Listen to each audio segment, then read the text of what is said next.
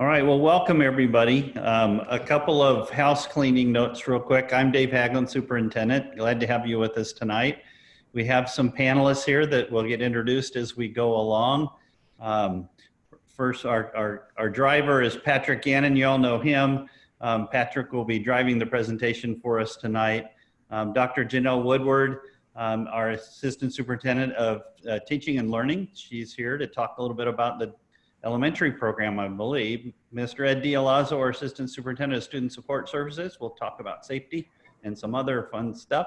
And then Heather Pereira is going to lead us through the bulk of the conversation on the hybrid program, the Flex Academy program.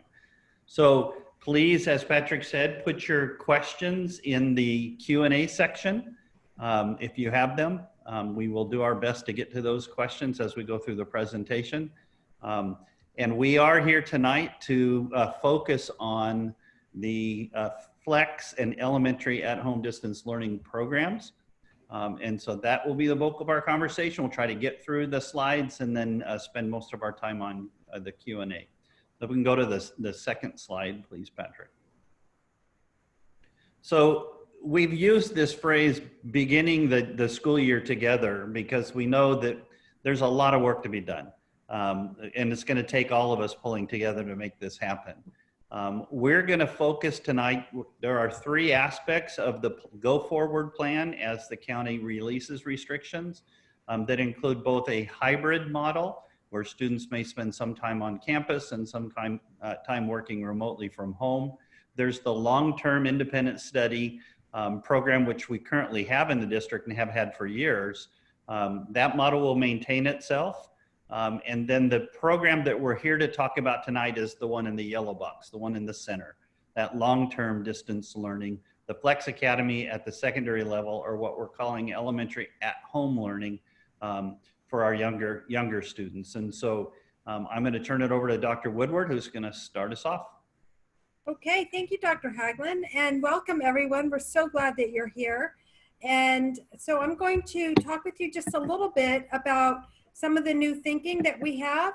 And so this is for the elementary at-home distance learning. The first thing I want to say is that we definitely listen to our families in the Pleasanton Unified School District.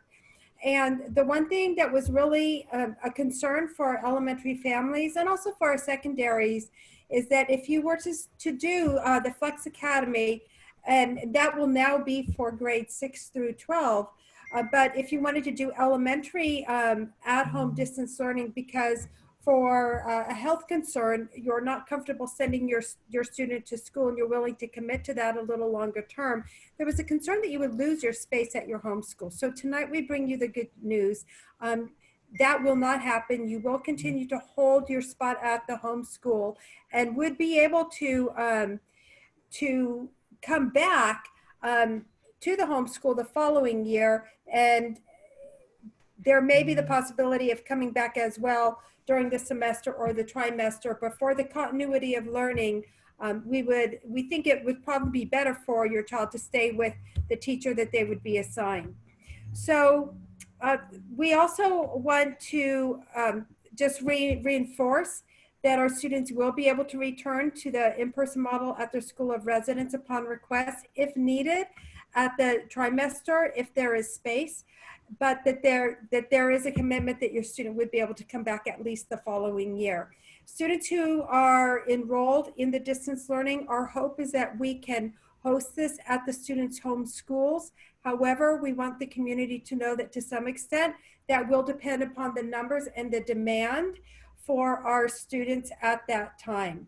So if there is a limited amount of first grade students at the homeschool and then second grade students at the homeschool, both of which want distance learning and are willing to commit to that for a half a year to a full year, then it might be necessary to have a combination class. It's a distance learning combination class, just like what could potentially happen in the regular school program. And if we find that there is not a high demand, it could be necessary for our distance learning teachers in local areas of proximity to maybe team up together in order to have students that are nearby, maybe at different schools, but nearby, attend the same distance learning class, again, with the provision that they will be able to return to their home school the following year or mid-year if space is available. And then adjustments may be made if there's any new information provided by the public health and the state and federal agency guidelines.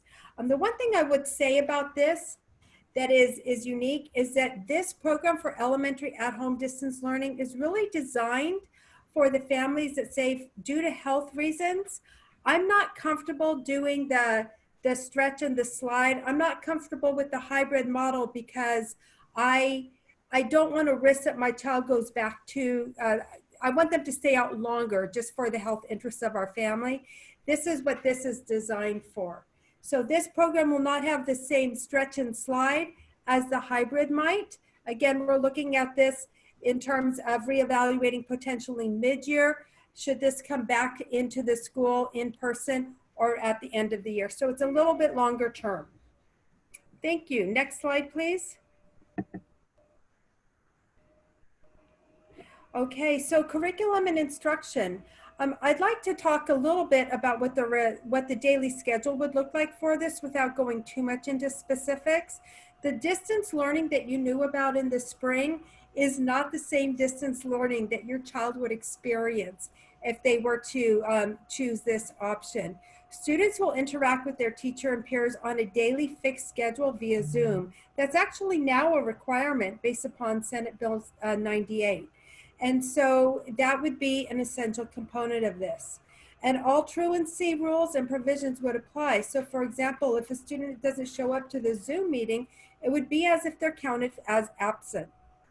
Students will utilize a learning platform to manage assignments and interactions.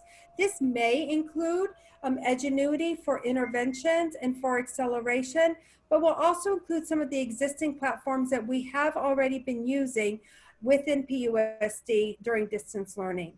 And the PUSD adopted curriculum will be delivered digitally. We understand that for health reasons, our families may not be comfortable coming in to pick up paper type curriculum, so we can expect that that would be digital.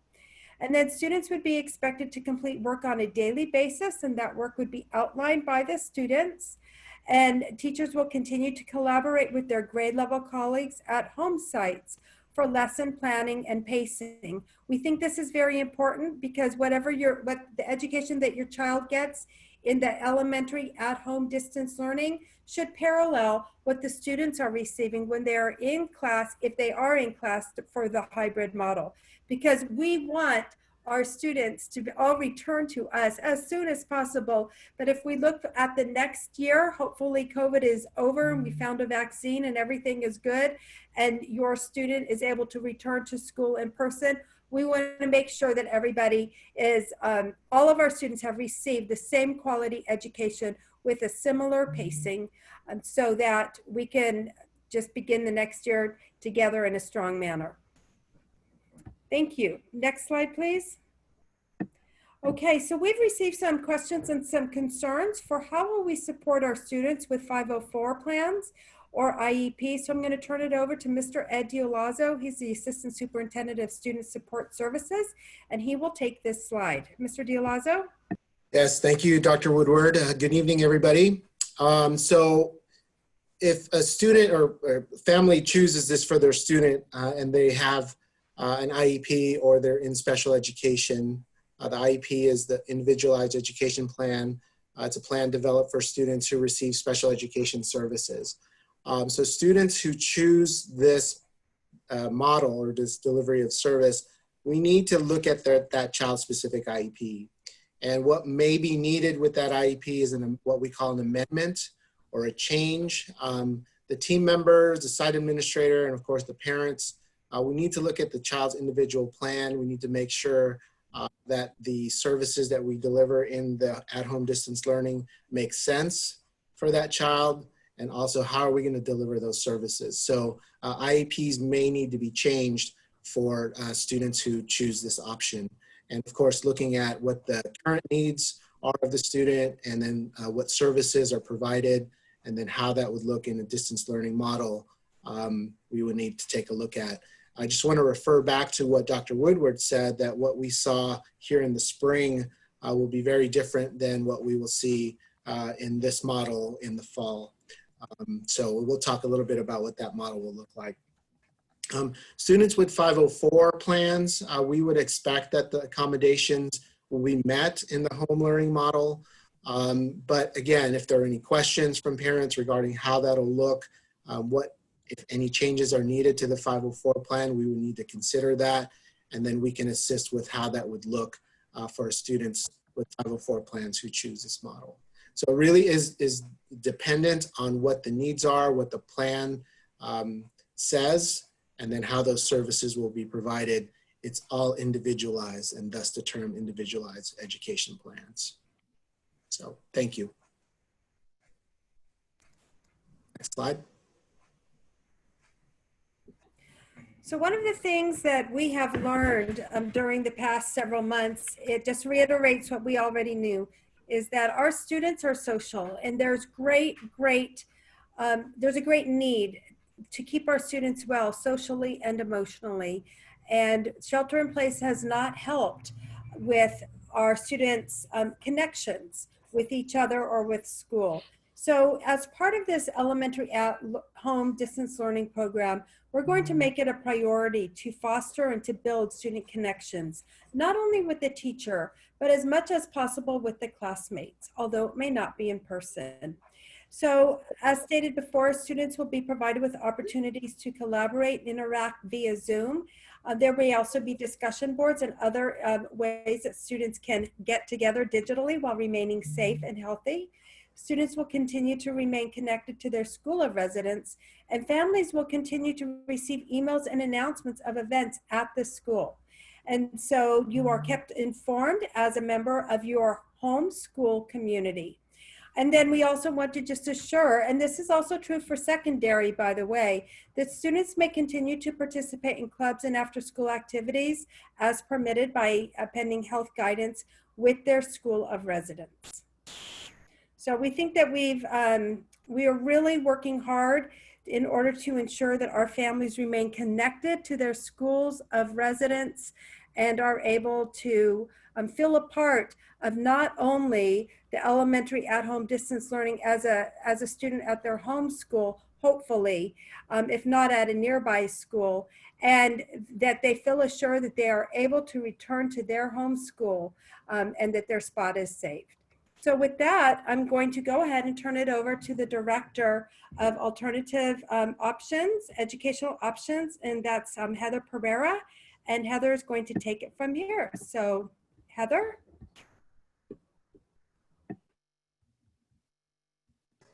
Sorry, on mute. All right, so I'm going to try to explain the Pleasanton Flex Academy, why we think it's a potential solution for some of our students and who it would work best for and who maybe it might not work best for. So if we could go to the next slide, please. All right, so enrollment.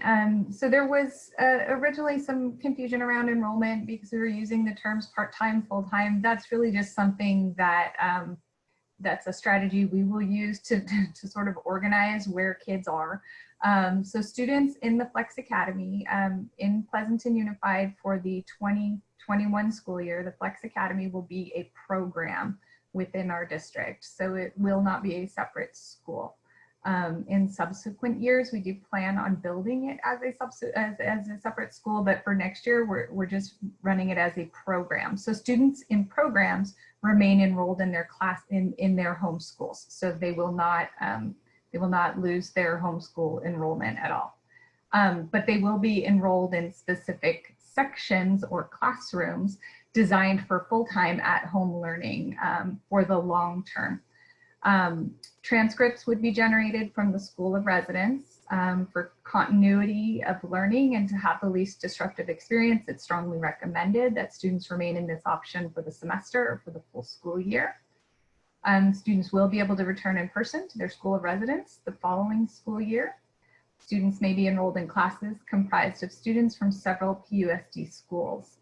So that's an important distinction. You could have a classroom with 30 students in it and perhaps, 10 kids would be from one high school, 20 from the other high school, but they would be in the same virtual classroom. And then like the other models, adjustments may be made given any new information provided by public health and state and federal agencies. But again, the overarching idea here with Flex is if you or your family, your student is concerned about going back in person when that is permitted, because we know that state and federal guidelines might differ from your personal choices, then Flex might be an option for you. Next slide, please. So students are strongly encouraged to enroll in 6 Flex courses for high school and 7 for middle school. I'll try to talk a little bit more about the courses that are available, but they are on our website, which was published a couple of days ago. The majority of the courses offered at Flex are UC A to G approved, and some of the AP classes are offered. Students who take courses that are not offered in Flex may do so at their home school, but they must be willing and able to attend in person based on the current instructional model of the homeschool, and we can't make any exceptions for that. Eligible students may also concurrently enroll in Las Positas College courses. We know that that is not ideal for all students, and we know that there's going to be some families that we're going to have to work really closely with to help determine which options are best. The way that we landed on the courses that we're offering in Flex Academy is we are using as part of our broader at-home educational program that we were building for some other programs that we have, we began using the Edgenuity learning platform. And so those are the courses that we are offering in Flex Academy as a base, because we know that we can build those out so that they can be a robust and quality experience for the students. These are courses that are customizable, and so these courses will be taught by our PUSD teachers with the proper credentials from our schools, and they will be customized to reflect the experience that the student would have received if they had stayed in the in-person model to the extent possible. We do know that there are some things that are hard to replicate when you're not in person. And so we'll be building some different opportunities, but the standards and the rigor will be the same in the Flex Academy. If we could go to the next slide, please. So again, highly qualified PUSD teachers will teach the courses. We definitely have teachers who are interested in being part of the Flex Academy. We are unable to release names of teachers because we've not finalized any of that yet, but these will be teachers from our Pleasanton schools. So for example, if your student were to take an advanced placement course, we would be sure to staff that with a teacher who has taught that course or is qualified to teach that course. As I stated, the Edgenuity courseware will be used to facilitate the at-home learning. In addition, just like our elementary model, the students will interact with their teacher via Zoom and peers on a fixed schedule per teacher on a daily basis. So daily attendance is required in this model. Assessments will be proctored via Zoom or in person if allowable. We do have physical space that we will be utilizing for the Flex Academy, so we could bring students in for tutoring, we could bring students in for in-person help and in other ways. We could also bring students in for proctoring as health conditions change throughout the school year. Students will be expected to complete assigned work on a daily basis. Teachers will be able to continue to collaborate with their grade level colleagues, and our students in the Flex Academy will need to sign an academic integrity contract. Next slide, please. So there's lots of questions about Edgenuity. Again, it's new to us, and we were actually evaluating it for some other programs, but given the pandemic situation, we thought it was prudent to make this available more widely. We used it in summer school this year, and just a couple of the quotes from some students and parents. So students said that I liked the Edgenuity class with my teacher. It was helpful to be able to review my work with her and get help when I needed it. I also liked being able to get different ways to learn the subject.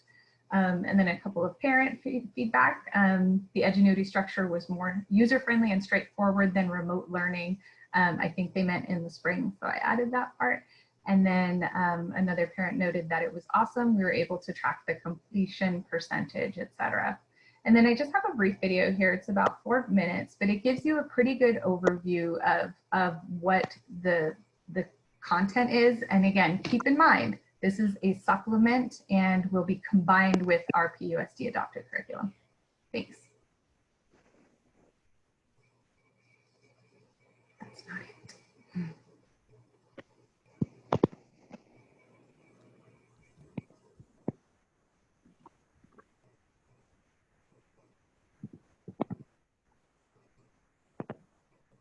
Welcome to Edgenuity, where learning clicks. As an innovative blended learning provider, we understand that rigorous, engaging content is critical to student success. It's what matters most to those who use our program. That's why we put so much effort into the planning and development of our instruction. We want you to be comfortable with our courses, knowing that each one is a complete online learning experience and not just an on-screen textbook. So, how are we different? First, our direct instruction videos feature expert on-screen teachers who use a variety of graphics, animations, and prompts to bring to life. An example. And we engage students with effective multimedia instruction, including interactive activities that are strategically embedded throughout courses, as well as meaningful real-world connections and graphics and animations that bring complex content to life.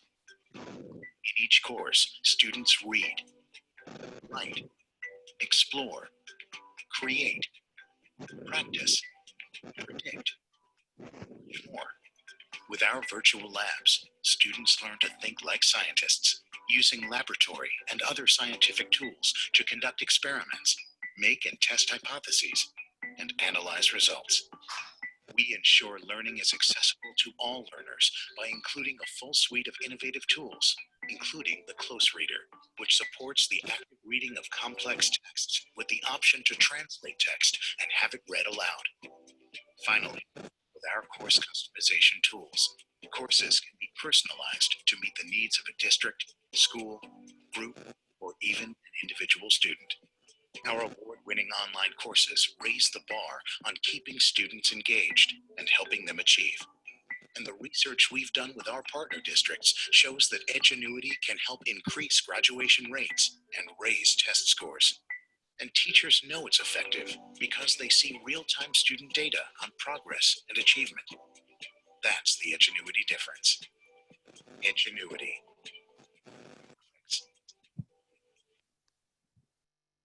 Thank you. So again, just to reiterate, this is a tool that we'll use to reach our students when we can't be with them. We're going to continue to follow the PUSD course outlines. The objectives will be the same. The learning outcomes will be the same, but when we can't be with our students, we need additional tools to be able to differentiate and reach each of them. So that's what we'll be using the Edgenuity platform to do. So next slide, please. So just like in elementary, this program is open to all students. So students with an IEP may opt in. Just like with elementary, they may need to amend the IEP. It's important to talk to the IEP case manager, the site administrator, and determine how services will be supported and provided while in the FLEX program. The IEP team should discuss and be sure that the FLEX Academy structure will meet the individual needs of the student. And then students with 504s, we anticipate being able to provide all of the accommodations as needed. But obviously we'll work with families that have students with IEPs and 504s to be sure that everybody understands how the program will work as we move through it. Next slide, please. There are a couple of things in the learning management system, Edgenuity, that are built in, and evidence-based features that support students with special needs. So, you know, being able to provide students with immediate feedback. There's multiple means of engagement, often for a specific topic or standard that's being taught. There's a variety of ways that students can engage. Explicit instruction is available anytime and can be accessed multiple times. So if a student needs to have an explanation multiple times, they can have access to that built within the structure of the curriculum. Many tech tools like readers, you can have portions or parts of the curriculum read aloud. It doesn't work for all of it, but for most of the reading heavy parts, the reader is available. Print enlargement, there's things like highlighting that we can do for students. The digital manipulatives and graphical representations are excellent because students can move those around and see math working.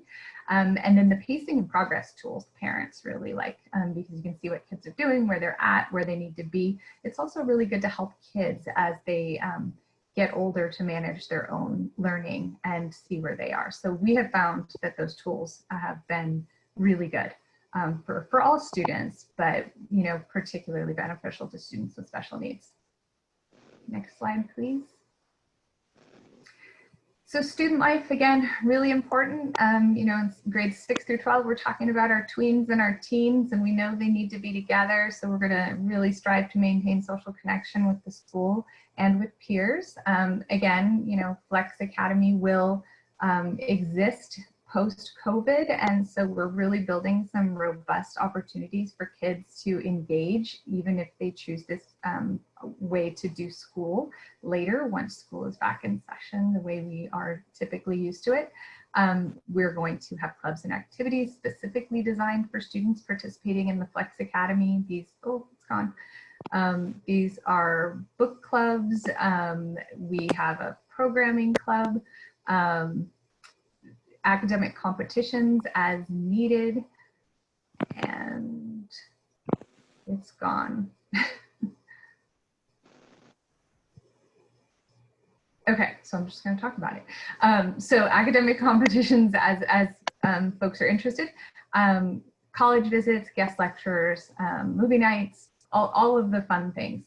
In addition, because in Flex Academy, students remain part of their homeschool community, they can participate in clubs there, dances, and sports, all when deemed safe. Obviously, we don't know what that looks like in the short term, but in the long term, if a student were to choose Flex and it becomes less restrictive and we're able to bring students back in person, then yes, we will bring students back to participate in these extracurricular activities.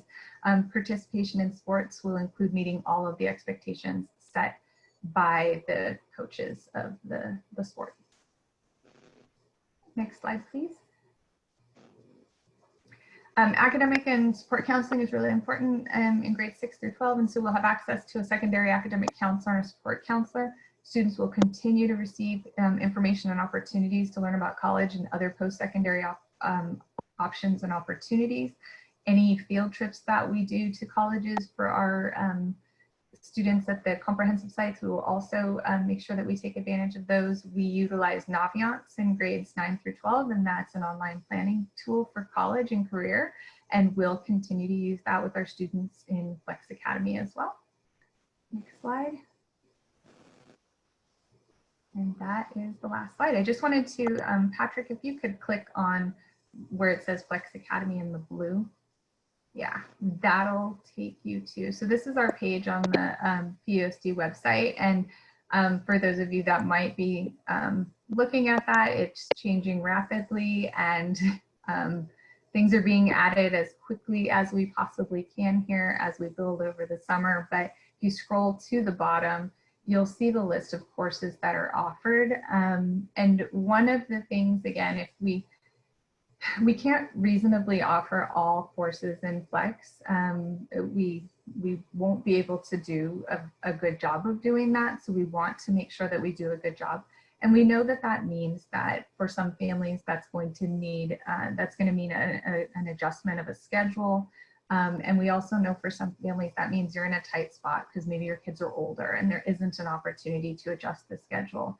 So please just know that we will work with families as much as we possibly can to adjust schedules if needed. If students are able to return in person in any capacity, then they should plan to do the hybrid in-person model for the least disruption. We get lots and lots of questions about, okay, if this isn't working, when can I switch? We will work with you to switch from model to model. However, it's super important to understand that it is disruptive because you're moving from one classroom to another. And yes, they're all within our awesome schools and you're going to end up with awesome teachers, but it's still disruptive. And it will still depend on us finding space for students. So we know that this is hard. We know these decisions are really hard. And we know that there are those students out there for whom there is not a perfect solution. So we will work with you and try to get you to the perfect solution. But for now, this is what we're able to offer in Flex because we think that we could do a good job here by offering these courses. You'll notice at the very bottom, there's some classes that are called Flex Only Edgenuity courses, new for 2021. So these are courses that we don't offer in our comprehensive schools. We would be offering these only to students who sign up for the Flex Academy. And these, again, would be taught by credentialed teachers. We'd be using Edgenuity as our main platform for these courses. But the reason we wanted to do this is because we know there's students and families who will have no choice but to take the Flex Academy. And we know that that means they're going to have to maybe give up some of the great electives that we are able to offer at our comprehensives that we may not offer here. So we wanted to give some additional options for families who might need to be making those tough choices. So you'll see at the bottom again, there's just a few different options for you. If a course has a P or an HP next to it, that means it's honors, or HP is honors and P is college prep, A to G. If there's no P next to the course, it's not college prep. It will still count towards graduation, and our students have to take 80 units of electives for graduation. We go well beyond the A to G minimum requirements here in Pleasanton, but we just want to make sure that folks are aware. But again, we will have counselors to work with students to be able to craft a schedule that works for them. And if it is necessary, and if a student is trying to lower their risk, but is willing to go to in-person when required for certain classes, we can do a hybrid or a dual enrollment, we'll call it, so many different words. But a student can take 4 classes in Flex and then up to 2 at their comprehensive school if they're willing to go in when necessary. But again, we know it's all hard. We know there's not perfect solutions for everyone. So, we'll continue building this. We'll bring you our best staff. We'll bring you our best courses, and then we'll work with students who need additional options. All right, David. Questions? We have the Q&A slide, Patrick.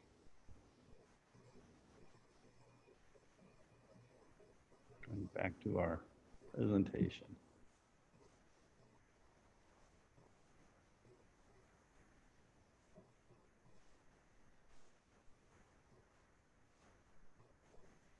All right, Dr. Woodward, is there anything on the key terms list that you think it's important for people to keep in mind?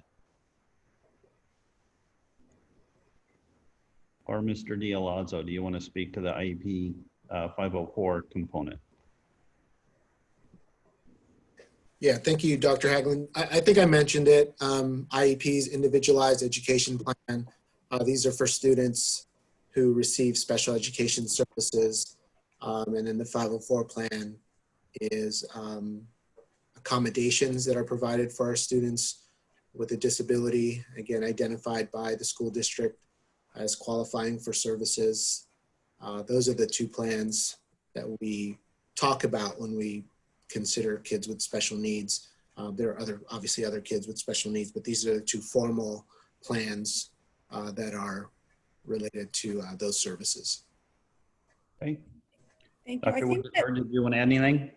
I think that Mrs. Pereira pretty much covered everything else. I just wanted to make sure that if there were any questions about these terms or other ones, that they could put this in the chat.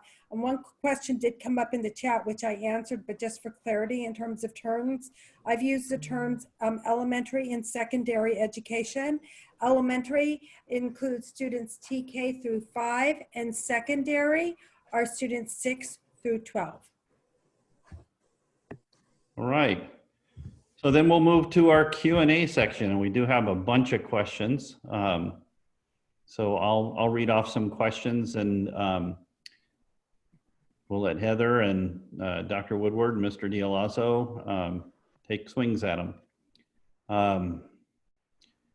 So right now, what advanced honors and AP courses are planned by the Flex Academy in general will have a wider or narrower range than Amador or Foothill?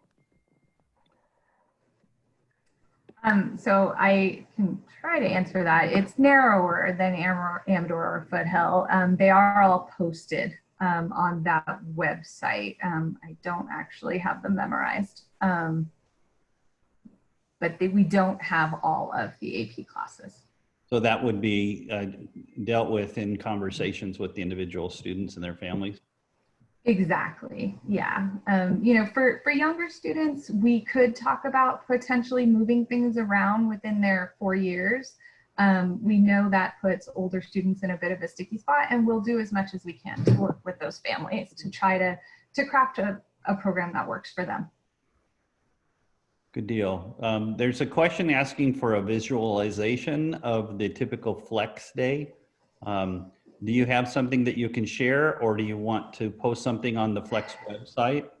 Yeah, I don't have anything I can share yet. We are still, so one of the biggest commonalities with that, or I think what people are looking for there is there going to be a fixed schedule of sorts? And yes, there is. These teachers will be hired to work in the Flex Academy. They will understand the mentality of the Flex Academy. And one of the expectations will be the daily meetings with the students. We haven't planned that schedule yet because some courses may require more face-to-face meeting time than others. So we want to work with our teachers to be able to determine exactly what that'll look like.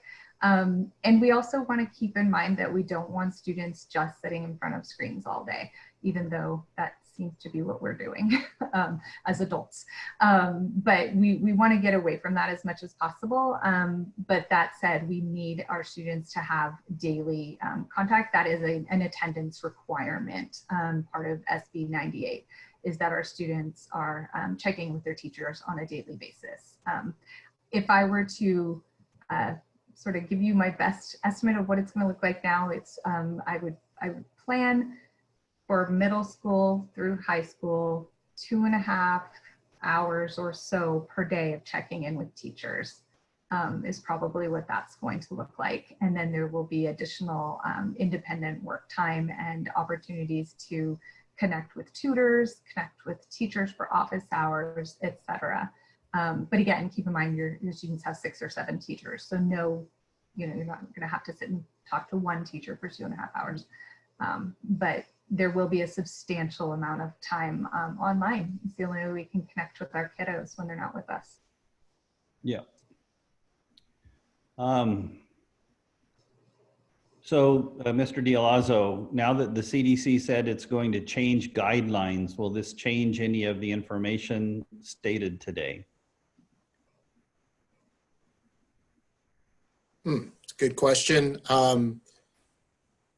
I think the way I would answer that is at the CDC and CDE level, so California Department of Education, if things change at that level, that would impact the local public health department's recommendation for services, how services are to be provided, then we would adjust accordingly.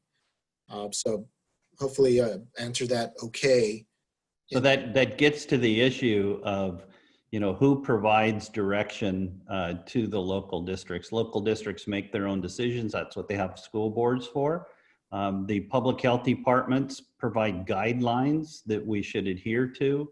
The California Department of Education works on the state level policy that guides our work, but they don't tend to give us specific direction. The CDC provides guidance. That's a national organization. It provides guidance to all the public health departments, but does not give specific direction to local school districts. They would give direction to the state public health department, who would pass it on to the guidance to the local public health department, who would make decisions based on the conditions on the ground in the county. Yeah, I would just add that every document that I've read at the national level and state level and even the county level, as Dr. Haglund said, they're guidelines and they do defer to local school districts to make their decisions. At least that's been the trend of the documents that I've been reading. Right, but the short answer to the question is if the local guidance from our public health department in Alameda County were to give direction to us to restrict access, or if the state were to dismiss schools like they did in March, that certainly would change what our plan is that we're talking about tonight. And I believe I started the presentation talking about the fact that this is the plan moving forward, assuming that we have the guidance that allows us to operate in a hybrid environment. And so far, as of right now, the County Public Health Department has not given guidance for the startup of school. Is that correct, Mr. D'Alonzo? So there was a document that's been put out that determines some preliminary guidelines. It's now in version 2 format from the Public Health Department in collaboration with the Alameda County Office of Education. So again, there's a document that's out there now that we're referring to, and it's providing some guidance. It's pretty generic at this point. Pretty generic, that's right.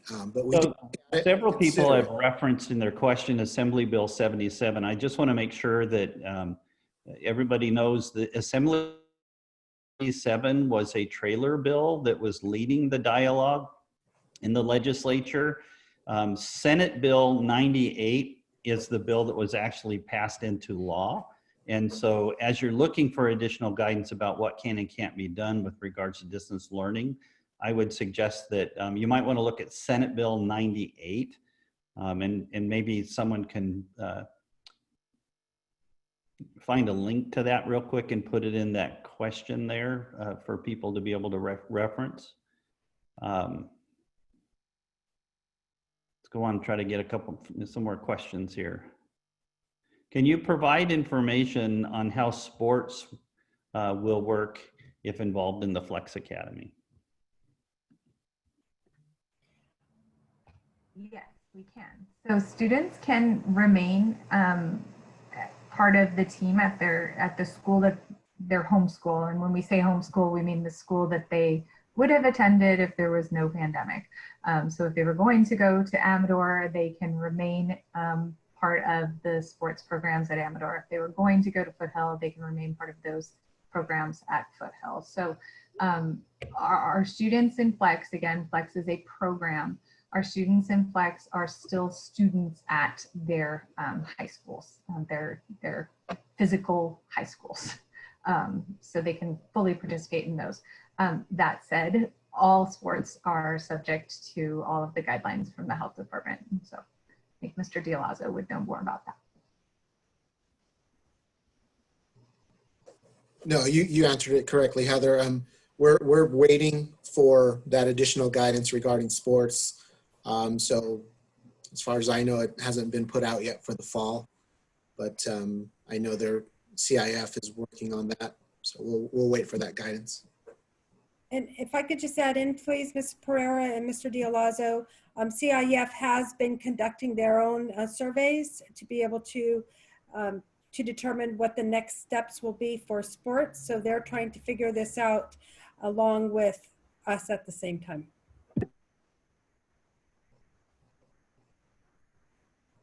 All right, thank you for that.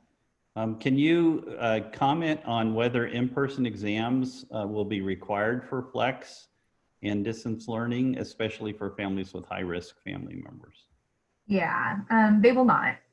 We do have the ability to proctor exams via Zoom, and again, students will sign an academic integrity contract. So we will be able to help students who aren't able to come in person. For some students, they might feel safe coming into the in-person proctoring center, and so we will also have that available to them. But we fully understand that this is not a normal year and that we will need to make sure that we can help our students who are not going to be leaving their homes at all to be able to get all of the access that they need to our education. So just adding on to that, the only issue that brings up really are wet labs that are required in science courses to meet the UC A through G course approval process. So actually in fall of this last year, the UCs changed that requirement. They no longer require wet labs, and these courses through Edgenuity actually have digital labs that do meet that requirement. So yeah, it's just a weird, lucky coincidence for us that it works. You don't need to do the wet labs. Now, as a science teacher, I know our science friends are going to want to do it. And so we're really going to try. I mean, we've done, during the spring, I know there was, people could come in and pick things up. So, we'll still try to do as much of that as possible. Like if there's a lab that we can send home for a child for them to be able to do at home, then I know, if I know my colleagues, I know we will find a way to do that. Additionally, again, we will have a physical space. So as conditions improve, if students don't want to leave the flex model because, they don't want to disrupt it, they like their teachers, they love having the ability to kind of pace things, then, if it's safe, we'll bring students in to do labs because we can do that.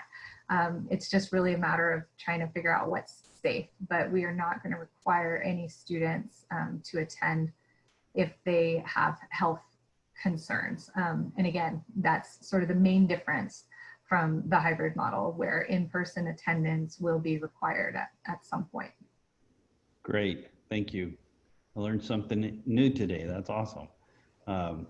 Next question. What happened to the running list of parent questions that didn't get answered in the last town hall? Dr. Haglund mentioned several times that it would be answered on a Google Doc. I see the FAQ doc, but not that one. I'm referring to the list of all the questions. And so my apologies, everybody, but what we ran into was that we had multiple different FAQ docs out there in this process that was building. So as we were learning, we were changing the plan. And so the FAQs actually became more confusing to people.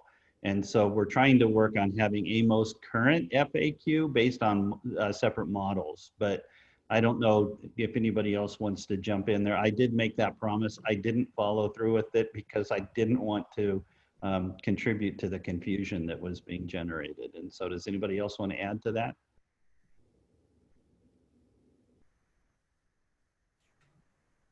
I concur with that, Dr. Haglund. Thanks for backing me up, Dr. All right, let's see. David, and I'll work on getting more of the questions updated. We've received a lot, so it's a time-consuming process. Yeah, well, it's not just about the time-consuming. I appreciate your help, Patrick, but the information that we were receiving was starting to change, and so the answers start to change as well, and that becomes then confusing because multiple Q&A documents are floating around. So we will continue to try to have the most updated FAQ up there, but please understand it's not because we don't want to. We just want to make sure that we're getting out the most clear information that we can. This is all pretty confusing for everybody, including us as we try to manage this stuff. Let's see. Can we please get to use the software teachers use to know what kids are doing on their laptops? I know my child is entirely capable of doing something else like playing a game while he's supposed to be in class or studying. So they need access to see what the student is up to. That's a serious request. Amy, do you want to jump in there on those types of software tools?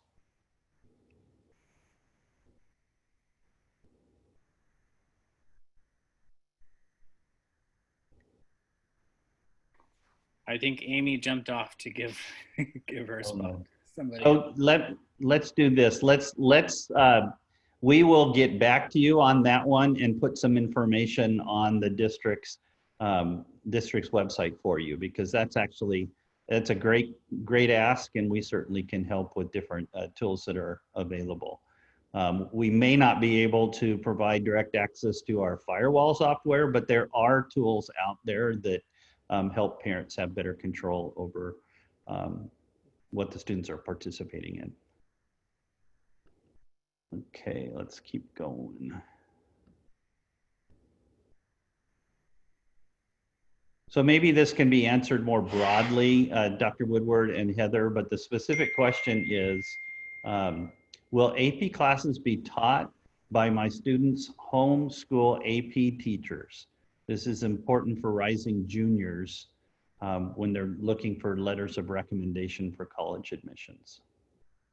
Yeah, so we're going to, again, we're gauging interest in our teaching staff now. It is likely that it will be taught by a teacher from one of the two high schools who has taught that class before, but we just don't know yet. We will make sure that you have a fully qualified teacher, but it may be a different teacher, because again, remember, we're sort of combining attendance here. Or combining classes so that we can offer more. You know, one of the questions was, why can't we just offer these models at the schools? The challenge that we're facing here is that most families are telling us that they would like to try to go back in person as soon as possible. What that means for families who are worried about that is that, you know, they won't have the continuity of learning. You know, if we have just a small portion of the students at Foothill who are remote, and we just try to keep them only with Foothill students, then we won't be able to offer many courses. So it's almost like we're pooling the kids together so that we can offer more robust opportunities. And because we know that the thinking in this model is a little bit more long-term and not like, okay, we'll come back as soon as it's safe, we can really focus on training teachers on distance learning. We're going to do that across the board. Like, that is definitely going to happen, but our teachers that are going to come back to school in person will be operating sort of under both modalities. For you know, until it's perfectly safe to come back as typical. So again, just kind of pooling the children in one place who we know want a longer term solution to being able to not have to come back to school in person, so that we can offer them better options for classes is really the idea behind it. Dr. Woodward, did you want to add? Yes, I would like to add to that. Just on what Ms. Pereira said about that the distance, elementary at-home distance learning for elementary students and then flex for secondary is really designed for parents who want the security of knowing that their students will not have to come back in the event that we're given the guidance that all students can return. You may still feel very uncomfortable with that. And so within our data does indicate that about 84% of our families would like to see their students go back in some fashion. However, I do want to clarify that there are several different options for how we might start school, and that it is possible that we might start school with students being in person outside of Flex and at home distance learning for elementary. It's possible we could start on an alternating schedule with our students to maintain social distancing. It's also possible that we might need to begin with a temporary distance learning program at our schools in order to ensure that we have all of the safety and logistics already planned out so that we can support students when they come back. And so what I'd like to do is to clarify that that temporary distance learning is just that. It's temporary and would change based upon guidance from the health department or when we can reasonably bring all our students back on a campus. Whereas the flex and the at-home distance learning, once again, will not stretch and slide in the same manner. You're making a longer commitment because you're concerned about the health and safety of your child or someone in the family, and you want to be assured that they will have as little contact as possible within a physical in-school setting. So I hope that that helps to clarify. Thank you. So this is a question that might be a little bit broader than just for flex, but I think it's a good question. And I have a feeling there's several people who are worried or wondering about it. I'm really curious how the kids transitioning into 6th and 9th grade will be handled. This is a big transition. For me personally, my 6th grader is super anxious. I hate to use this term, but for lack of a better term, is there any special treatment or attention that will be given to these kids who make this transition easier? Dr. Woodward? Wow, I really appreciate that question. We know that that applies to so many students, but in this environment, when your child is at the point of looking forward to going into middle school and then looking forward to going into high school, and they spend so much time thinking about that, and then COVID happens and it changes everything. So I really appreciate that. I think that yes, we need to ensure that they make the transition and feel special, sort of that sense of they've gone to the next level of their educational journey and be able to celebrate that. I also want to reiterate, though, that I feel like we really need to do that for every single student because they have made it through spring in a pandemic that we've never experienced. And so my hope would be that, yes, we would do that for our students moving into a different school, so to speak, in terms of middle school or high school. But I think we need to make intentional efforts to ensure that happens with every single student in every single option that we offer. Thank Yeah, you. I can add a little bit to Can you that. talk about flex specifically? Yeah. So in Flex, if we have some students that are transitioning from 5th to 6th and then 8th to 9th, we will hold webinars designed just for them. We'll do a little bit of intro to the next level. We had a lot of success with doing some of these types of things in summer school this year. So we'll continue to try to make sure that we wrap our arms around those younger students as they transition from one grade level to the next. And then I can add a little bit. I did speak to one of the leadership students from one of our high schools today, and they are planning things actively for our incoming 9th graders. And I believe the middle schools are as well. So I think those plans are in motion. Thank you. Will Flex Academy work for a senior that is taking AP classes? Computer science and calculus were the examples.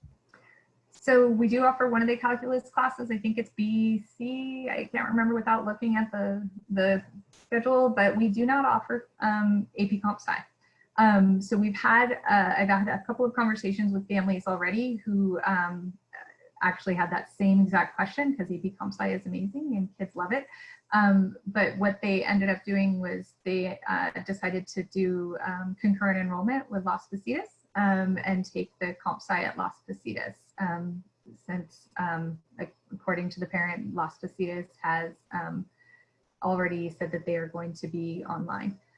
So that's what they chose to do for their student. Again, if the student is willing to go back to the physical school site when required, then the student could enroll in a majority of flex classes to lower the risk, and then attend an in-person class at the physical school site to take the few classes that we're not able to offer. All right, next question. Will the math curriculum offered in Flex cover grade 6 and 6/7 math track? Yes. That was easy. You want to say anything else? It'll be fun and it'll be really good and the kids are gonna love it. We're gonna utilize, and this is probably a question that's in these questions somewhere. And can I just take a quick second to apologize to, I answered a question in here, but it went on another question. And so I told some random person about vaccines. That was not what I was trying to, so sorry. Somebody asked if vaccines were needed. Yes, they are. But my answer went to another one, so super sorry. Yeah, we are going to use, so in the math program in middle school, we're going to use the math consumables that we utilize in our middle schools. So like books and stuff will still be utilized. So things that we've adopted in PUSD will still be utilized and they will be paired with Edgenuity. Again, Edgenuity being that tool that we can use to reach our kids when they can't be with us. But the content will parallel what the students would have received in our comprehensive high school with the, or middle schools, with the exception of any of our flex only courses, because those are new for us. And for kids that are looking for different math options, there are some in there. I think linear algebra is included as a math option, and then the non-AP version of statistics. And then there's personal finance class. So there's some pretty good options for math, and those are college prep as well. Great, thank you. Based on the CDC and American Academy of Pediatrics' desire to have children return to school in the fall, will that be an option for our children?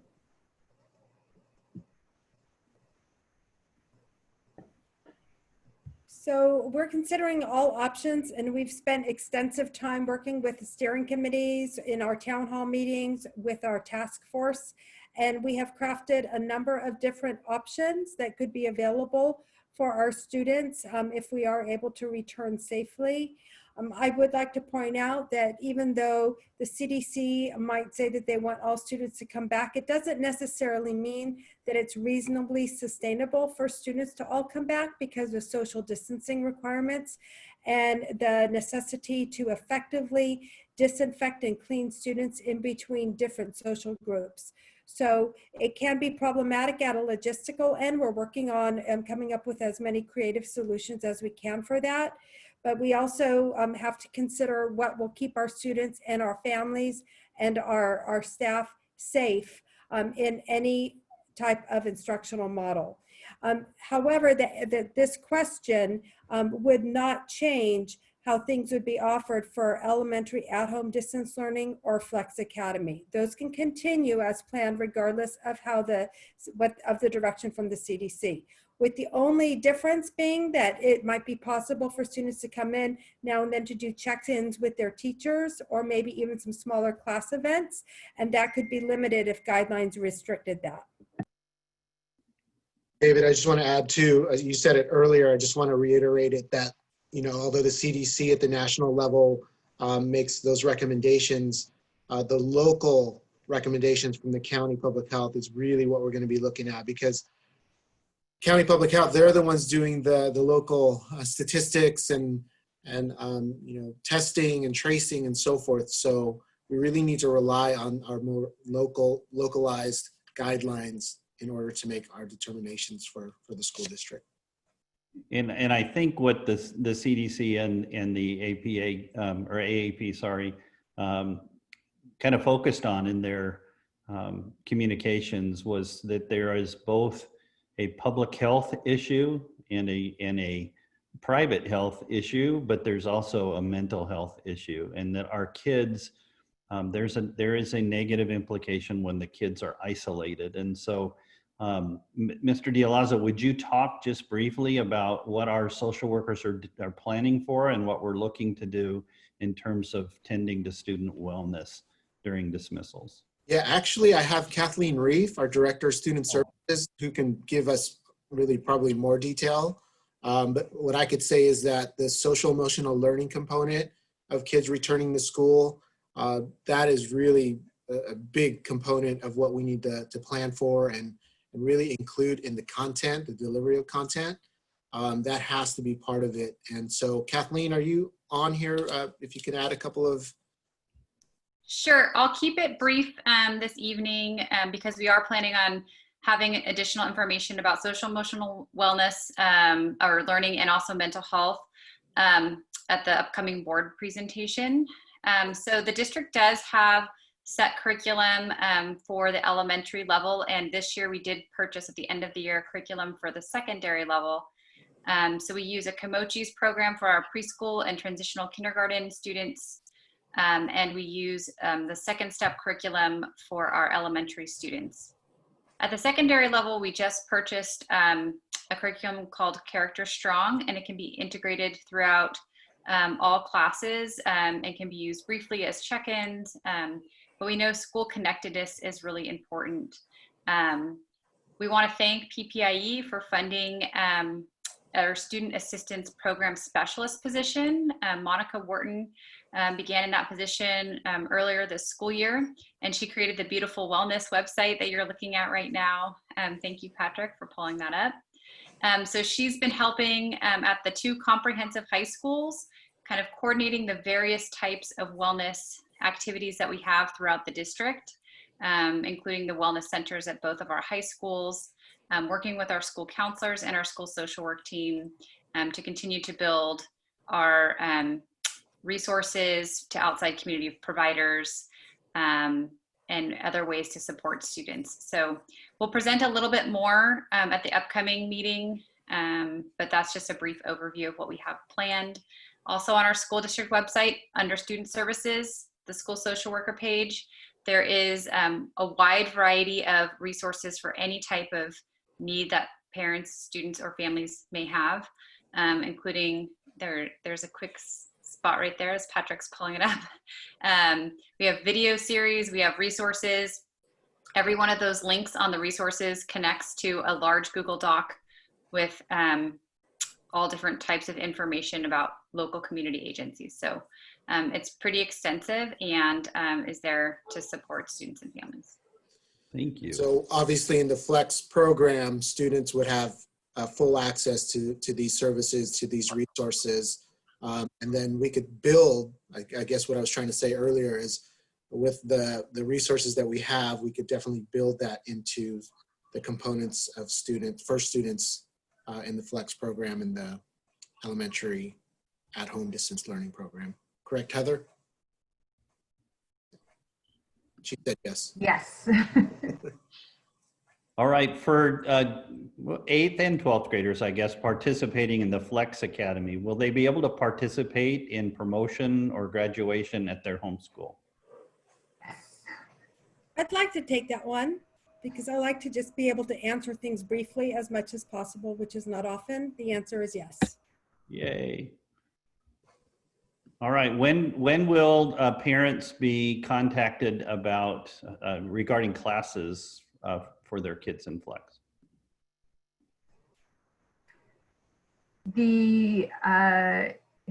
Gosh, we've gone over this timeline 100 times. The 15th, I believe, is when the email is going to go out. So we have a board meeting on the 14th, and then an email will go out. Families will be asked to decide which model. Once I'm just going to speak to Flex in particular, because then we're talking about schedule changes for all the kids.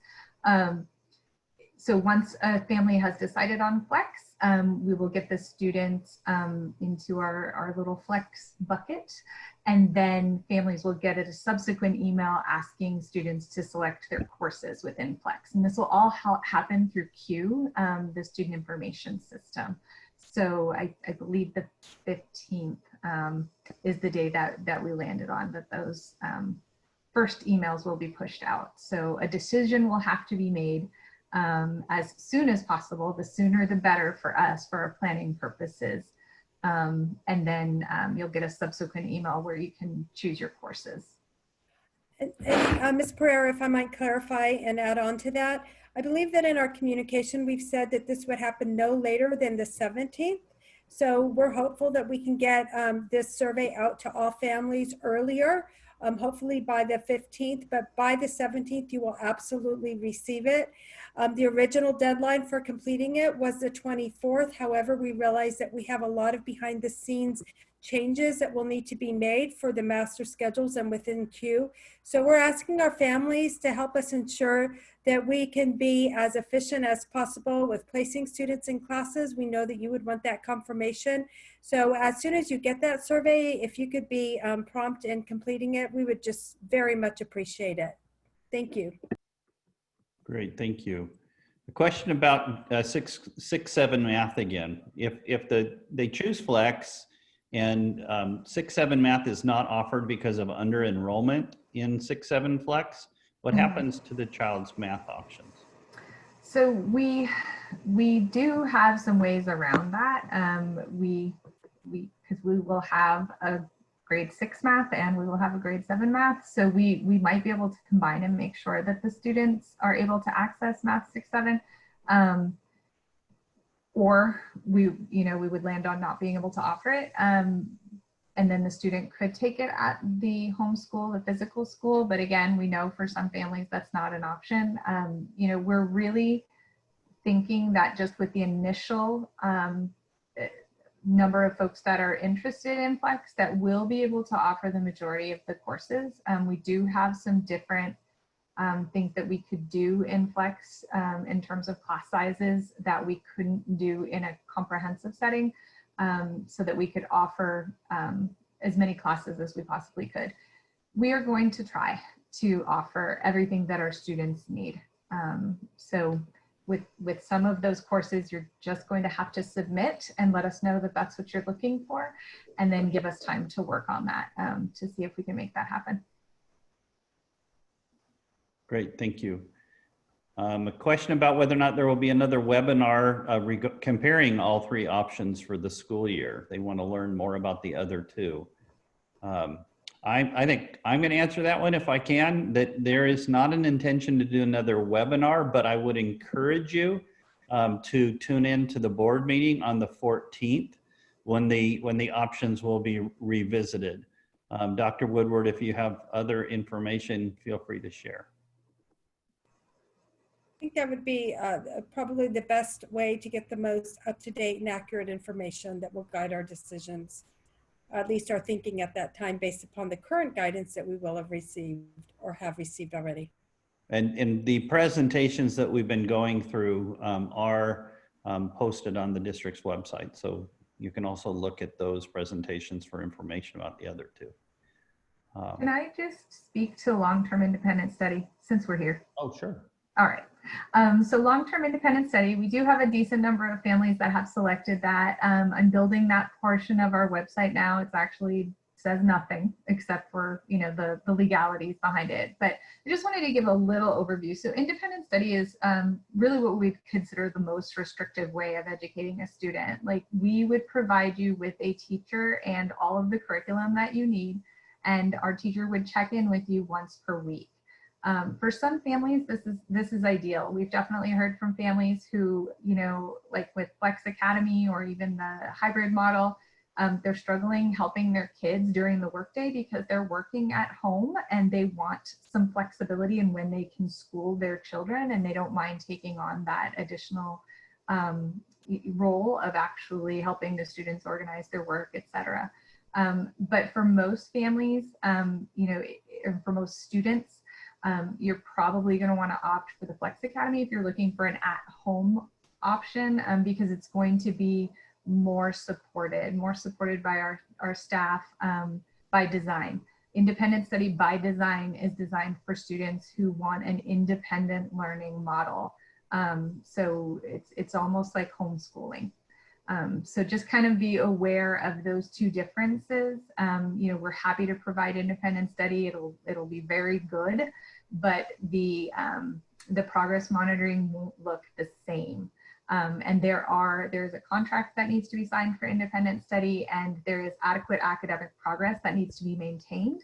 And if it is not, we have to place you back into one of our other models. And again, that is the law. So I know that, right now there's a few hundred families that have indicated interest, but I just want to make sure that that's actually what we're looking for. And if not, then I would say opt for the Flex Academy, where we can give you more support. Ms. Pereira, since you're talking about that, can you just shed some light on the curriculum that's used during independent study? Yeah, so we in the past, it's been prepared by an independent study teacher. That will continue. So we'll have teachers that will prepare that curriculum. We did not have Edgenuity in the past, so we had a different digital tool that was used when those classes were provided. So we will use Edgenuity as much as possible in this model as well. So families would have access to that. They just wouldn't have the same level of support from a teacher in terms of the daily meetings and check-ins. So yeah, PUSD curriculum provided and organized by a PUSD teacher, and then also progress monitored once a week by the PUSD teacher. And then for upper grades, we may not be able to offer everything. I am not sure what we had offered in the past. It's been inconsistent, so I'm working on sort of looking at what that would look like. I believe we'll be able to offer everything we offer in Flex, but I'm just not quite sure yet. So sorry. All right. Well, another question about curriculum. Please give us, I'm going to rephrase the question just because there's a couple of them that are similar. Is there a way that we can provide access to the Flex curriculum and text resources for preview prior to a parent selecting that option? So we can provide, and I'm organizing now, course descriptions from Edgenuity. There isn't a way to provide sort of being able to look at it until the student is enrolled in the class. And again, the way it looks right now will look very different than what our teachers will modify the classes to look like. We can arrange individual previews like we do for any of our classes that have even print materials. You would go to our media center and we could arrange a preview that way. But we don't have a way to push out all of the curriculum to anybody who wants to look at it. That would just have to be arranged on a one-on-one basis like you would if you were to come and look at some of our print curriculum. So then the answer is yes, but they would need to schedule a time to come in and preview it. Yeah. Okay. I'm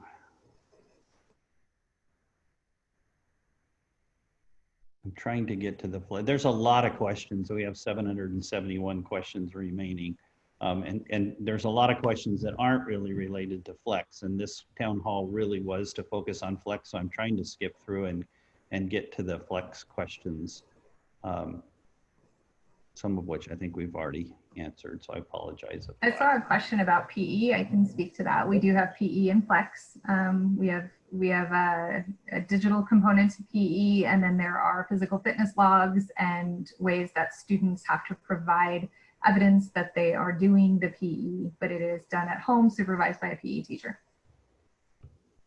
Okay. If we cannot come back to our homeschool from Flex, what's the difference between a well-established public online school and Flex? What's the benefit of staying in the PUSD system if we don't get the option of coming back to our homeschool? So we do have the option of going back to the homeschool. Again, you know, as much as possible, we will be able to move students. So if a student were to stay the entire year, we know that we could start them the following year in their homeschool or their school of residence, that physical school. In terms of moving back and forth during the school year, we will try to honor those requests as space available as much as possible. We have every intention of making sure our students are in the best possible learning environment. However, there are space availability challenges at times, and this would be the same if you left the district and then came back and tried to enroll. You may not be able to get into certain classes or certain programs because of space. So benefits of staying with the Flex Academy are you have access to all of the PUSD resources. We have amazing music programs at our schools that will remain in operation in some form. We have great sports programs for our students. We have very good arts programs, drama programs, excellent teachers. You're gonna retain all of that. You're gonna have a physical space that you can go to if you need to talk to somebody. You need a college counselor or even a an academic counselor or a support counselor, you'll have a place where you can contact that person. In terms of A to G proficiency, both are the same, but we're really trying to build flex. We're very aware of what's offered in terms of the online, approved vendors through the state of California. And we are trying to offer our students more of what they need so that we can make sure that they're supported and that they can easily move between our different programmatic offerings when desired. Our students are with us for quite some time. They might change their mind and want to do something different, and we want them to be able to do that seamlessly. All right. So if we are concerned about that the hybrid model we will end up doing quite a bit of distance learning, will the Flex Academy model provide a better learning experience to our children than the hybrid model? Could you clarify the difference between distance learning in the hybrid model and the Flex Academy? Would you like to start that first, Ms. Pereira, or do you want me to take that? Sure, no, I can do it. So yeah, it is kind of subtle, right? So there's going to be courses that are offered at your in-person, live version high school that we're not going to be able to offer in the Flex Academy. We are going to be working together with all of our teachers to be sure that our distance learning delivery is good, whether you're accessing distance delivery through the Flex Academy or you're getting it through a temporary model at the in-person high school. So in that respect, you're correct, they're absolutely the same. The key benefit to the Flex Academy is, again, we are designing it so that students wouldn't be sliding and stretching. So there's no, there will be no need to attend in person when conditions improve if the family has any concerns about doing so. Again, how we feel as a family and how the organizations that decide whether we come back or not, the county health department, they might not be the same. So we want to give a continuous, stable learning experience where we're not sliding and stretching for families who know that they're not going to be able to do that. We also, Flex Academy is open to students who just want a different approach. There's not a requirement that there's a health concern for Flex Academy. It's open to all of our students. Some students might want to try a different way of doing high school or middle school. So this is available for those students as well. Very good. Good answer. Let's see. We're getting close to the end of our time.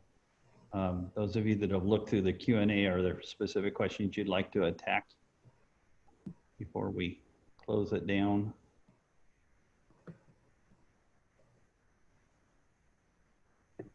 Just one thing that's a common thread, I'm getting some emails. We hit our capacity for this meeting within seconds of starting. And so an email has gone out from Mr. Gannon to all of our families so that they can access this recording. So if you have any friends that are trying to get in, please let them know that they can access their email and that will take them to the link where the recording will be posted shortly. Very good. And just kind of summarizing a couple of the multiple questions about the same issue. The teachers teaching in the Flex Academy will be PUSD teachers. That's same for teachers teaching in independent study. Mm-hmm. And they will meet the credentialing requirements as required by law. We're not contracting out for teachers. We're not contracting with a company to take over our, one of our schools like some charter schools do. This is a PUSD program that's anchored at the secondary schools. And so that we'll be able to maintain that relationship with the school of residence.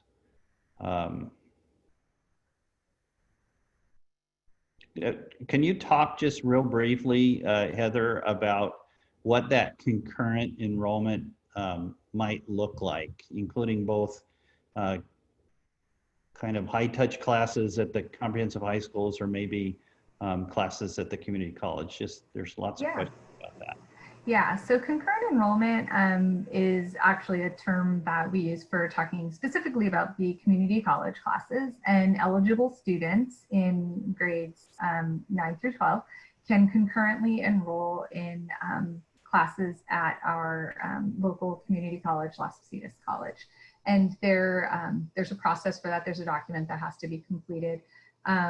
Typically, our language has been around enrolling in classes that you're unable to access through PUSD.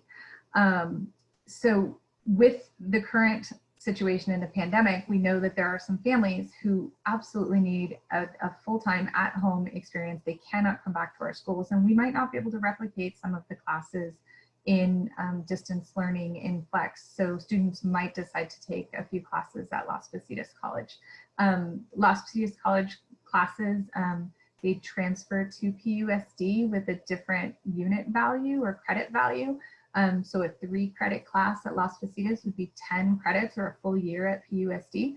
So for some students, they utilize this as an opportunity to take 4 classes with us, and then 1 class in the fall with Las Positas, and then 1 class in the spring with Las Positas. It's just a different way to organize their learning, and possibly take some courses that would be more up their alley in terms of what they're interested in, that maybe we don't have available here in PUSD. But the minimum enrollment in PUSD is 4 periods in high school. Concurrent enrollment with your live in-person physical school would kind of be the same, in that we would have you in, we prefer 4 classes in Flex, and then up to 2 classes at the home school. These would be the high touch classes. We know that our students love our music programs and our drama programs. We all love those programs. And I don't think I can replicate that in Flex. No one can replicate those programs. They're that amazing. And so if students want to participate, they are going to have to agree to some in-person attendance and join the class at the in-person model, knowing that, again, that in-person model might be temporary distance learning for some time and then require the students to attend in person. So we'll work with families to design a plan that works for them. We just have to keep in mind that, transportation issues could come up and things like that. Like, we know this year's going to be rough in terms of figuring out what we can do for every student, but like, we wouldn't be able to provide transportation for a student who just had 2 periods at Amador or at Foothill, things like that. So we'll work with each of our families, but concurrent enrollment just kind of means you can be enrolled in both places, and we'll be able to help you navigate that.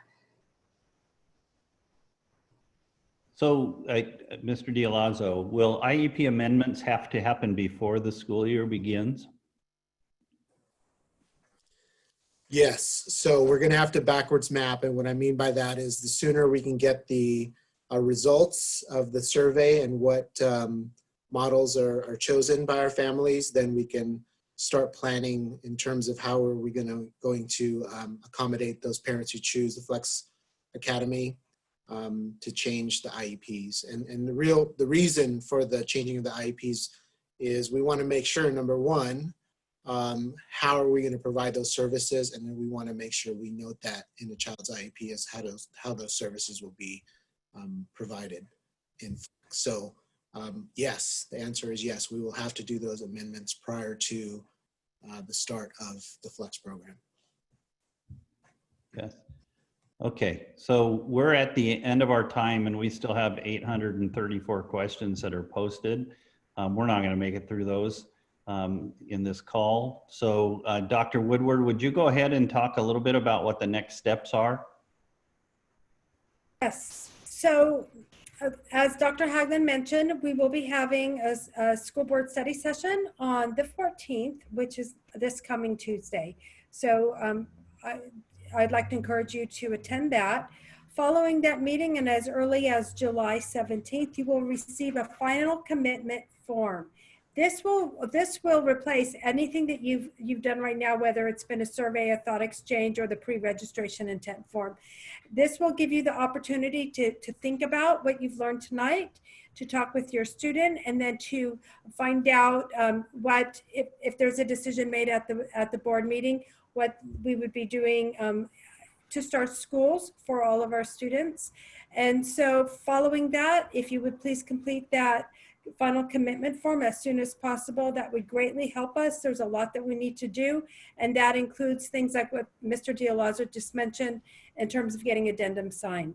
So the teaching and learning team, our steering committee, our task force, we are all working tirelessly to ensure that we can make the best recommendation possible to support our students, their learning, keep them healthy, and keep our staff healthy. And so we also pay attention to the changing updates, and we refine our plans as those updates come out as well. All right. So thank you, Mr. Dialazo. Anything left to add? Just want to thank the community for their participation. The questions are really good, so we will try to answer them as best as we can. But just want to thank the community for listening tonight to this very specific topic of Flex Academy and elementary home distance learning. And Ms. Pereira, you have anything you would like to add? Just if anybody has questions still, I see there's hundreds. Please feel free to email me at flexacademy@pleasantonusd.net. That will funnel them into one place where I can make sure they don't get mixed in with all my other email. We are able to answer those questions pretty quickly. For families that are going to need some help from a counselor, we're working on getting that for you as well. So we know it's a hard time. We know it's really scary for some of our kiddos right now. Just know that we're working on it. We appreciate your patience, and we will be helping you as quickly as possible to find the best possible solution for your kids. Very good. Mr. Gannon, do you have anything you want to add? Can't find the mute button. I found it. No, I just wanted to thank everybody for joining us. And I did send an email to all of our families, just letting them with a link to the webpage where we're housing all of our, you can find actually even previous recordings of town halls, and we will make sure that the recording for tonight's meeting is posted and shared as soon as possible. But this is the first, I mean, we hit over 1,000 within seconds, which speaks to the just awesome level of engagement from our families. So we're really grateful for that. Yeah, so thank you everybody for participating. We apologize to those folks who were not able to get on the call. But again, please look for that posting. Please contact us with any questions that you might have, and we're happy to respond as best we can. We will go through the remaining questions and see which, because there's a lot of them that are duplicative. So we need to kind of pull some of the high yield questions and respond to those as well on the Flex website. So Heather, you got lots of questions here that you can work with. So thank you so much for participating, and have a great night. Thank you. Good night, everybody.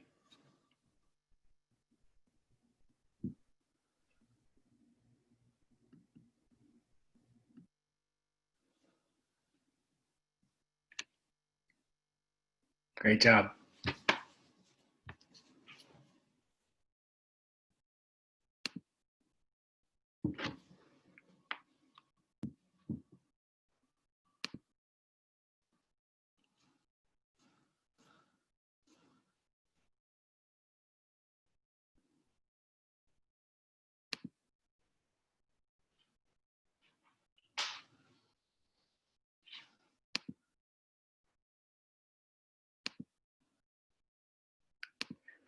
For the folks that are still on, I just wanted to let you know that even though that when you submitted your question, if you couldn't see it, that doesn't mean that we didn't receive it. So we will be downloading all the questions that we received tonight, and we'll be following up with not only a recording of this meeting, but an FAQ. But again, with over 800 questions. It'll take a little bit of time to condense those just to make sure that it's as accessible and easy to understand as possible. But thank you all so much for joining us. And I'm going to go ahead and end the meeting. Have a great night.